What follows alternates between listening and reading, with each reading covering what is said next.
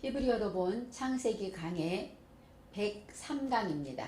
103강 오늘 말씀은 창세기 11장 19절로 26절까지 말씀입니다. 11장 19절로 26절입니다.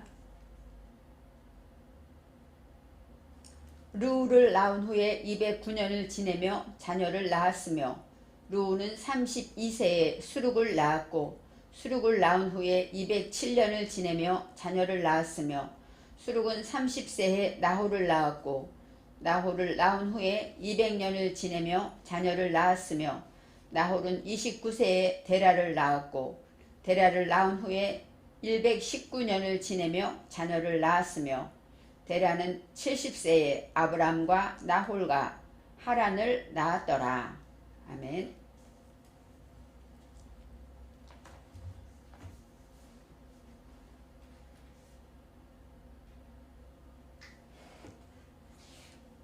오늘 말씀의 제목은 아브라함과 나홀과 하란을 낳았더라. 마지막 절 있는 말씀입니다.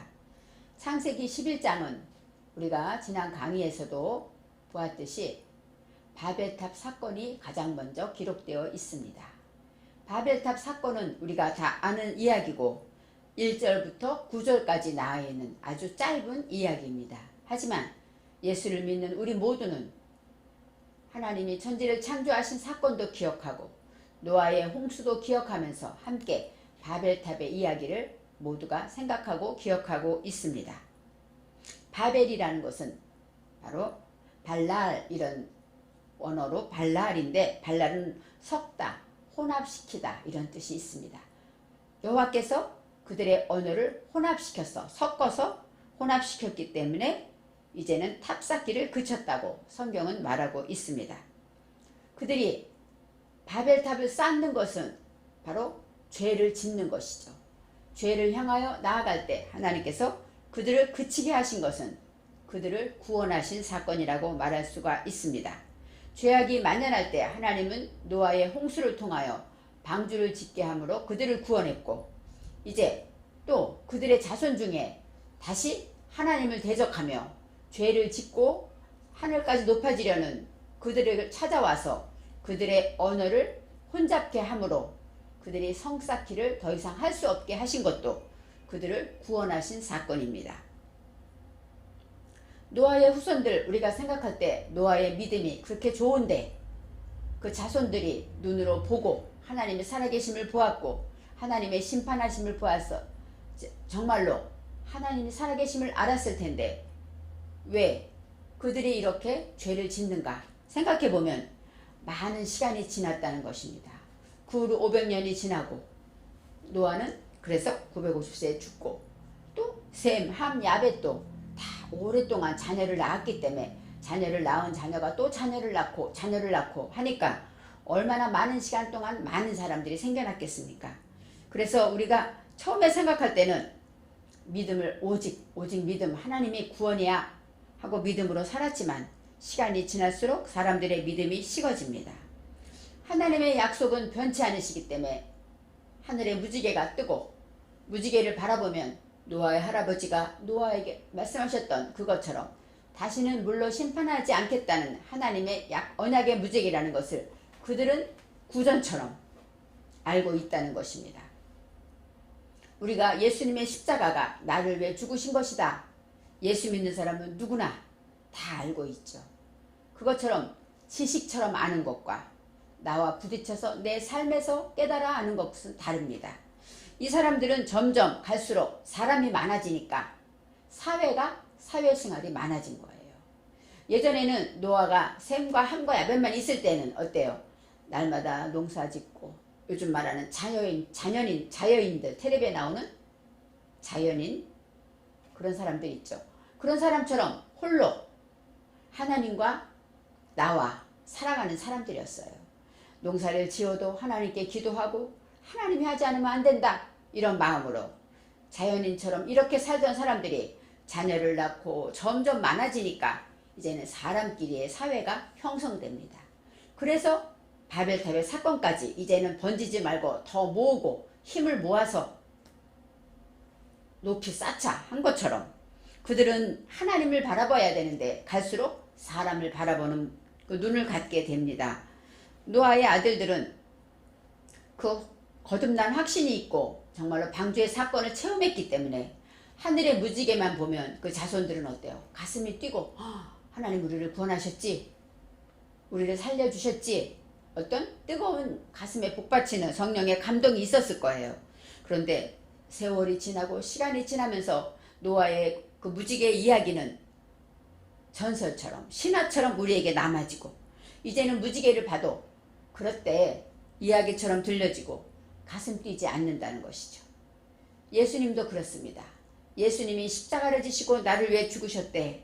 이 사건은 누구에게나 공평하게 하나님이 다 주신 구원의 사건인데 어떤 사람은 십자가만 바라보면 가슴이 뛰고 십자가만 바라보면 가슴이 주먹이 쥐어지고 돌이키고 회개하게 되는데 어떤 사람은 예수님의 십자가 보니까 교회구나, 나도 예수 믿어, 이렇게 감흥이 없이 성령의 감동이 없이 그렇게 믿어지게 되었다는 것입니다.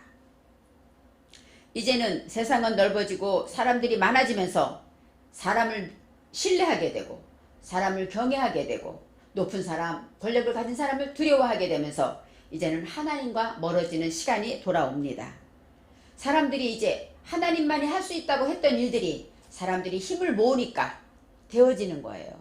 그럴 때 우리가 할 수 있구나, 우리도 잘할 수 있구나 하고 신본이 아니라 인본주의로 돌아가게 되는 것입니다. 그래서 사람들이 이제는 연합해서 하나님만 하시는 것이 아니라 우리도 최선을 다해야 돼 하고 사람을 서로 신뢰하고 의지하며 나아갈 때 이제는 우리가 하나님께 바벨탑 사건에 그렇게 나오죠. 죄를 씻고 죄를 용서하시는 분은 하나님인데 스스로가 죄를 씻으려고 합니다. 바로 내가 스스로 깨끗해지고 내가 거룩해지려고 합니다. 이런 하나님 앞에 죄를 짓게 될 때 그들은 점점점 어떻게 될까요? 하나님을 떠난 마음은 우리의 말에 영혼에 우리 안에 있는 성령, 우리의 영혼은 누구의 것입니까? 하나님의 것이죠. 그렇기 때문에 아무리 하나님을 멀리 떠나도 내 안에 있는 그 영은 뭐예요? 두려움에 있는 거예요. 죄를 지으면 어떡하지? 하나님이 심판하시면 어떡하지? 그런 두려움을 갖게 되는 것입니다. 그래서 물로 심판하셨다는 그 이야기를 들으면서 우리는 하나님과 점점 멀어지면서 그래도 내 안에 양심이 하나님과 멀어지면 심판받는데 그런 두려움 때문에 다시는 물로 심판하시면 어떡하지? 점점 더 하나님의 약속은 멀어지고 마음의 염려와 근심이 자신들의 신이 되어버리는 것입니다. 그래서 이제 힘을 모아서 하늘까지 높이 탑을 쌓아서 혹시 하나님이 물로 심판한다 하더라도 산보다 더 높이 하늘까지 닿게 탑을 쌓으면 우리는 구원받고 멸망을 면할 거야. 이런 마음으로 그들은 탑을 쌓았다는 것입니다. 그랬을 때 홍수로 심판하셔도 우리는 힘을 모아서 흩어지지 말고 어떻게 하든지 높이 쌓아보자. 그런 어리석은 생각으로 바벨탑을 짓게 되는 것이죠. 근데 하나님께서 성경에 여호와께서 사람을 감찰하시려고, 감찰하다는 라입니다. 라는 주시하다, 살펴보다. 이들이 어떻게 사는가. 물론 전능하신 하나님이 하늘에서 보셔도 되겠죠. 그런데 성경은 감찰하시려고 강림하셨더라 이렇게 말해요. 내려오셨더라 하고 말합니다. 바로 많은 사람들이 죄악 중에 고통 중에 있을 때 하나님께서 인간의 몸을 입고 이 땅에 낮고 천한 이 땅에 내려오신 것처럼 여호와께서도 그들을 구원하시려고 내려오신 것입니다. 탑을 쌓고 있는 사람들의 언어를 혼잡게 함으로 더 이상 쌓지 못하게 하셨다고 성경은 기록하고 있습니다. 이제 그들이 행하던 죄악이 우리 힘으로 되는 것이 아니구나. 우리가 하고자 하는 일이 어느 날 막히고 어느 것이 다 안 되고 생각보다 안 될 때 우리는 하나님께 돌아오는 것이죠. 하나님이 함께 하시는구나. 하나님이 보고 계셨구나. 점점 더 하나님 앞에 돌아와 회개하게 되는 것입니다. 그래서 우리가 길을 계획할지라도 그 걸음을 인도하시는 분은 여호와이시다. 이것을 우리가 그 삶에서 깨달아 알게 되고 하다가 안 되는 모든 사건을 통해서 두 손 들고 하나님께 나아왔을 것입니다. 그들에게 언어를 혼잡게 해서 더 이상 죄를 짓지 않게 한 사건은 여호와 하나님이 그들을 이 땅에 내려오셔서 구원한 사건입니다. 바로 우리가 예수님이 우리를 위해 십자가 지시며 이 땅에 내려오셔서 구원하신 것처럼 여호와께서 그들의 삶, 죄악 중에 사는 삶을 구원하셨다고 말하고 있습니다. 성경에는 그들이 지은 죄 때문에 하나님이 벌을 내리셨다, 그렇게 기록되어 있지 않습니다. 바로 그들이 이제 다시 그 1절부터 9절까지 바벨탑을 지었다는 그 이야기 자체는 인간이 얼마나 하나님을 떠났고 얼마나 죄를 지었고 그래서 하나님이 오시지 않으면 안 되는 그 상황까지 왔다는 것입니다. 그리고 이제 10절부터는 다시 셈의 후손을 기록합니다. 셈의 후손을 마지막에 가장 중요하게 기록하는 이유는 예수님의 조상이기 때문이죠. 셈의 후손에서 아브라함이 나오고 이스라엘이 탄생하고 그다음에 마지막에 예수님이 탄생하게 되는 것입니다. 하나님의 역사는, 구원의 역사는 아담부터 계속 내려오지만 이 셈의 후손을 통해서 예수님이 오시기까지 하나님의 역사는 계속 이어진다는 것을 우리는 기억해야 합니다. 죄를 짓던 그들이 하나님께 돌아와서 하나님의 역사하심을 깨닫고 회개하며 바벨탑을 흩으신 하나님께 아마 무릎을 꿇었을 것입니다. 이제는 19절에 셈의 조상들에 대해서 나옵니다. 셈의 후손들이 루우를 낳은 후에 209년을 지내며 자녀를 낳았다, 이렇게 나와요. 이제 셈의 아들들이 많이 나오는데 제일 첫 아들이 아르박삿이 나옵니다. 아르박삿을 35세에 낳고 35세 셀라를 낳고 400년 동안 낳았어요. 그러니까 500년이라는 그 많은 기간 동안 자녀를 낳았다는 것이죠. 그러니까 얼마나 많은 자녀들이 있었겠습니까? 셀라는 30세에 에벨을 낳고 403년 동안 또 자녀를 낳았다. 중요한 이름만 하나 기록했을 뿐이지 수없이 많은 이름들이 있다는 것입니다. 벨렉은 30세에 루우를 낳았고 209년 동안 점점 더 수명이 단축되는 것을 알 수가 있습니다. 209년 동안 낳았다 하는데 여기서 루우라는 것은 라아입니다. 라아는 목자, 방목하다, 양육하다, 먹이다 이런 뜻이 있어요. 그래서 이제는 벨렉이 루우를 낳고 209년이 지난 다음에 오늘 19절에 루우를 낳은 후에 이제 그 후에 루우를 낳은 후에 209년을 지내며 자녀를 낳았더라 하고 19절에 나와 있습니다. 하나님의 말씀으로 목양되고 방목되고 이제는 목자처럼 하나님 안으로 양육되는 그 기간을 말하고 있습니다. 루우는 32세에 수룩을 낳았고 여기서 수룩은 어떤 뜻이냐면 샤르쿠르는 뭐냐, 섞어 짜다, 포도의 가지들 이런 뜻이 있어요. 그러니까 섞어 짜다라는 건 뭐예요? 날씨와 시절을 섞어서 짜고 포도나무의 가지들을 말하고 있죠. 예수님이 뭐라 그랬어요? 너희는 포도나무의 가지다 말했잖아요. 그래서 가지라는 뜻도 있습니다.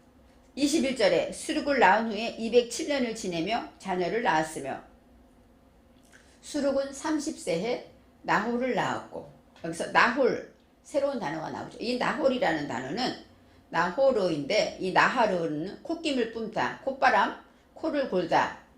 코를 곤다는 건 어떤 거예요? 잠잘 때 코를 고는 거는 쉽게 자는 게 아니죠. 괴롭게 숨을 쉬는 거예요. 그 삶이 고달팠다는 것이죠. 그 인생이 그만큼 어렵고 힘들고 괴로움을 겪었다고 나홀을 낳았다고 말합니다. 23절에 나홀을 낳은 후에 200년을 지내며 자녀를 낳았다. 이제 수룩은 나홀을 낳은 다음에 200년 동안 또 자녀를 낳게 됩니다. 여기서 지내며라는 것은 바예히라는 단어입니다. 이 바예히라는 것, 하야 동사인데 하야는 살았다, 소생시키다, 회복되다, 기운차리다 이런 뜻이 있어요. 그러니까 하나님의 생명으로 살아있다는 것이죠.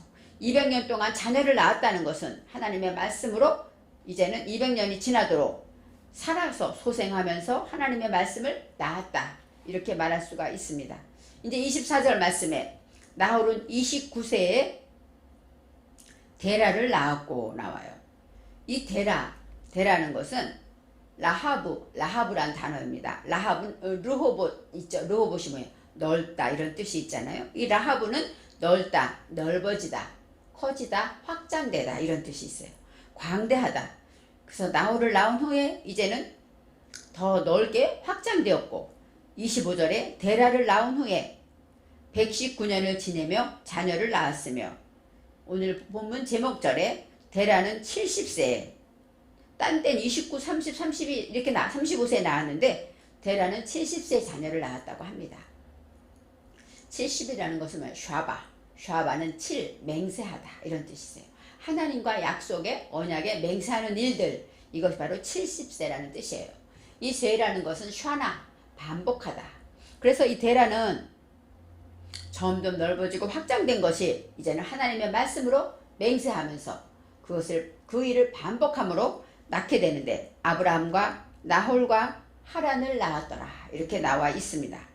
아브람, 우리가 잘 아는 아브라함인데 지금의 여기서는 아브람으로 나옵니다. 아브람이라는 것은 아브와 람이 같이 있어요. 아브는 아버지, 조상, 말하자면 우리의 양육하는 자 이런 뜻이 있고 이 람은 루음인데 높다, 자신을 높이다, 높은 이런 뜻이 있습니다. 그래서 아브람이라는 것은 높은 사상으로 양육받다 이렇게 말할 수가 있어요. 하나님의 높은 사상으로 양육받게 되었다 이렇게 할 때 이 양육자라는 의미가 이 람이라는 것은 교사의 성격을 가진 제사장을 아버지라고 불렀다는 것이죠. 그래서 아부에서 그런 뜻이 있습니다. 그래서 양육자라는 뜻이 있고 아브람은 높은 사상으로 양육받다. 그래서 아브람이 이제 처음으로 등장하게 됩니다. 그 다음에 나홀은 아까 뭐랬어요? 괴롭게 숨쉬고 콧방귀를 뀌고 콧김을 품고 어떤 씩씩거리고 힘들게 살아가는 것을 말하고 이제 마지막에 하란을 낳았더라. 이 하란이라는 것은 수태하다, 임신하다, 생각을 품다. 하나님의 말씀으로 내가 품고 그것을 이제 수태했으니까 어때? 낳을 때가 있겠죠. 궁리하다 이런 뜻이 있습니다.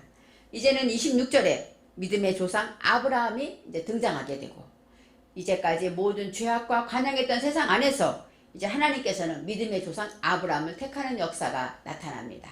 그래서 이렇게 우리가 몇을 낳고 이런 거 단어마다 고유명사니까 물론 뜻도 있고 의미도 있습니다. 하지만 하나님께서 예수 그리스도의 조상 셈의 계보를 더욱더 자세히 기록하고 몇백 년 낳은 자녀들 중에서 한 사람, 그 사람을 기록해서 그 사람이 또 낳고 이렇게 하는 이유는 예수님의 구원의 역사를 하나님께서 진행하고 있기 때문이라고 합니다.